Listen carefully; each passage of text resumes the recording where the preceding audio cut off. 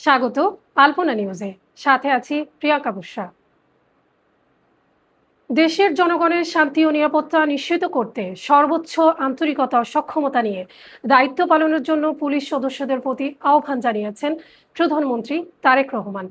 তিনি বলেন, দেশের জনগণের শান্তি ও নিরাপত্তা নিশ্চিত করা পুলিশের ভূমিকার উপরই সবচেয়ে বেশি নির্ভরশীল। আপনারা জনগণের জানমালের নিরাপত্তা নিশ্চিত করতে সাধ্য ও সামর্থ্যের সবটুকু দিয়ে কাজ করবেন, এটাই আপনাদের কাছে সরকারের প্রত্যাশা।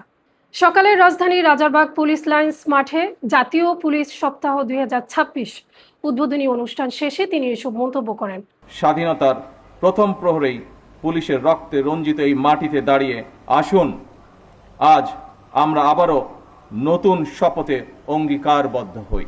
মুক্তিযুদ্ধে পুলিশের প্রতিরোধের কথা স্মরণ করে প্রধানমন্ত্রী বলেন, একদিকে বাংলাদেশের স্বাধীনতার পক্ষে চট্টগ্রামে মেজর জিয়ার উই রিভোল্ট, অন্যদিকে ঢাকার রাজারবাগ পুলিশের মরণপথ প্রতিরোধ। এরপর স্বাধীনতার লড়াই থেকে স্বাধীনতাকামী মানুষের পিছিয়ে থাকার আর কোনো সুযোগ ছিল না।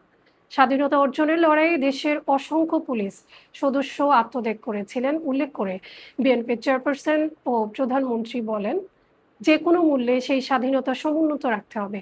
তিনি আরো বলেন, শহীদদের ত্যাগের চেতনা ধারণ করে পুলিশ বাহিনীকে জনগণের বিশ্বাস ও আস্থার প্রতীক হিসেবে গড়ে তুলতে হবে।